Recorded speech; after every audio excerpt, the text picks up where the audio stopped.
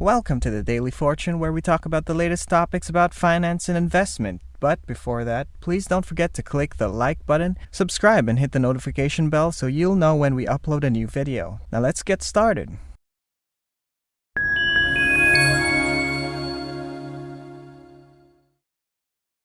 You may have heard and known the words GameStop, along with stock market, Wall Street bets, and even Robin Hood, as they were linked to some of the most contentious financial news stories of the year. This is because of the statements that GameStop's market share is overstated and that it's destined to crash. Before you can even consider that one stock is doomed to crash, you need a lot of trigger points. The famous American investor Michael Burry understands how difficult it is to predict where a stock will end up, what might happen, and is it worth the risk. Imagine, for every one of Burry's predictions, he's taking a risk of billions of dollars? That's how you know he's just that serious with these predictions and how he analyzes them. You can't doubt him, but let me tell you that you should consider his words. From 2000 until the first quarter of 2018, he had a track record. He made millions of dollars for his investors, which had an average annual return of 28.6%, all thanks to his predictions. He's confident and brave enough to make million-dollar predictions over and over again.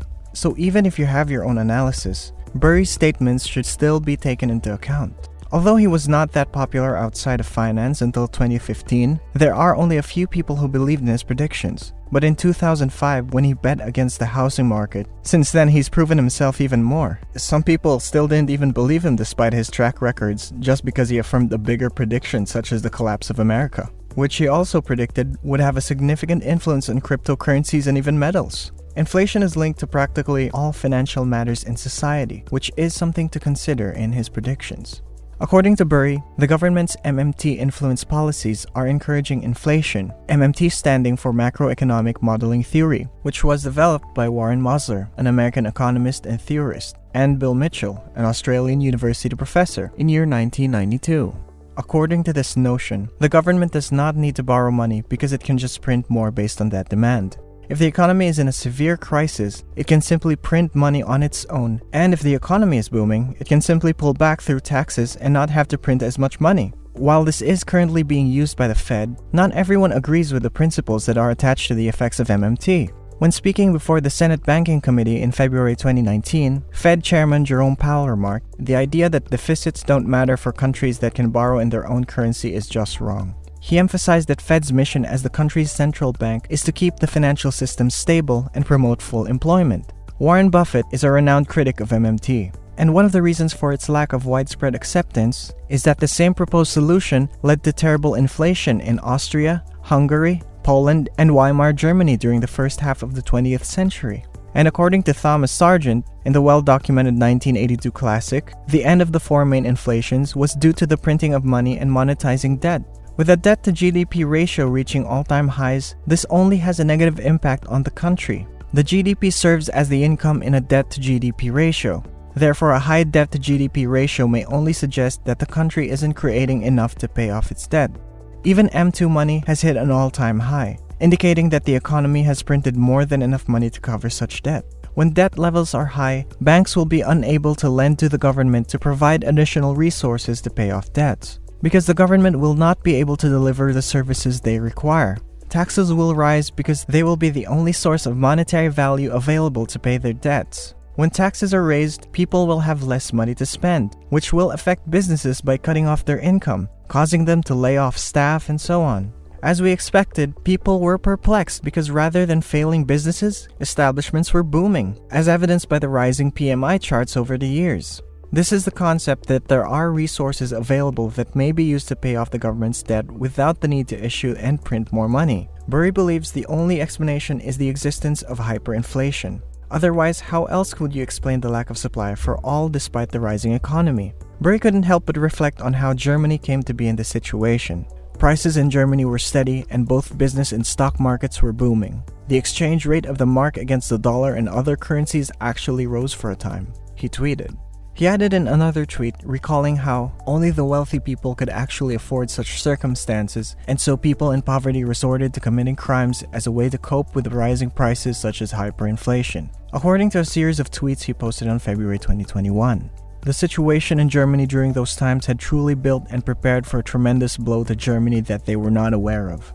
the buildup of all the impacts of hyperinflation.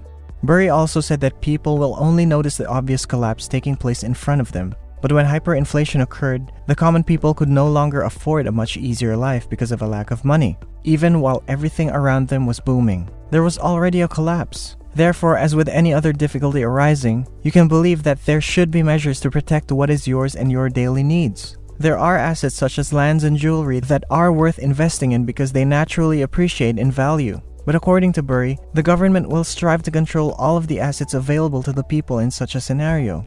In his own words, he indicated in a tweet on February 18th that in an inflationary crisis, governments will take steps to squash competitors in the arena. #BTC, #gold. Although others may disagree with him because Bitcoin is decentralized and cannot be controlled by the government, Burry recognizes the long-term effects of the crypto's nature. He was describing how the rise of crypto was built on a lot of leverage, and that a minor price drop may also result in a massive price drop. This is precisely what Burry ended up stating in his latest tweet. If you don't know how much is involved in the run-up, you may not know enough to own it. And so you could ask if this is the only method to mitigate the impacts of hyperinflation, which is expected to harm even the safest and most secure investments. When discussing hyperinflation, there are a few temporary terms to keep in mind. Here are some words that you probably already heard, but they are important to keep note of, especially to the crash of the market. First is capital costs. Capital costs are costs connected with one-time investment on the acquisition or enhancement of a significant fixed asset, such as land buildings, that will be of use or benefit for more than one financial year. Input costs, on the other hand, is a set of costs incurred to create a product or service. In a hyperinflationary environment, it is essential to invest in companies that understand how to optimize capital expenses while minimizing input costs.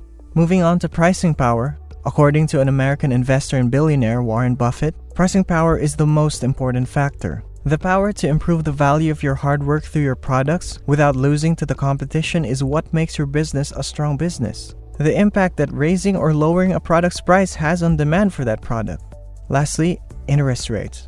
Interest rates inform you how high the cost is to borrow money or how high the rewards are to save money. So if you're a borrower, the interest rate is the amount you're charged. Borrowing money as a proportion of the entire loan amount is how people who are quick to fail in an inflationary-driven environment fall even further down. This is because the obligation is added to them by borrowing money and acquiring loans on top of their want to survive in such a crisis. These are the factors that Burry evaluated when betting on stocks he believed were due to a crash, such as when he bet against Tesla, based on the fact that major firms require a lot of debt to stay afloat, leading him to believe that Tesla is running a business with a high interest rate. Michael Burry was once known for being exactly right with his predictions, but there were times when he was completely wrong. And yeah, one of those were when he bet against Tesla. He thought it was ridiculous that people were looking forward to the company rising even higher in the market. But the people were right. When it rallied and rose to 700% in pricing from just a 500% jump before taking a breather in April 2020. This merely demonstrates that you can surf over inflationary adversity, but it does not imply that you can disregard the main indicators of a crash. You don't know yet. Maybe next time you could bet wisely and on point. Just let me know what you think of Burry's predictions the next time he makes one, and if you utilize the same 4 points I used. So that's it for today. I hope you learned something from today's video, and to get updated with the next videos, don't forget to hit the notification bell. See you next time.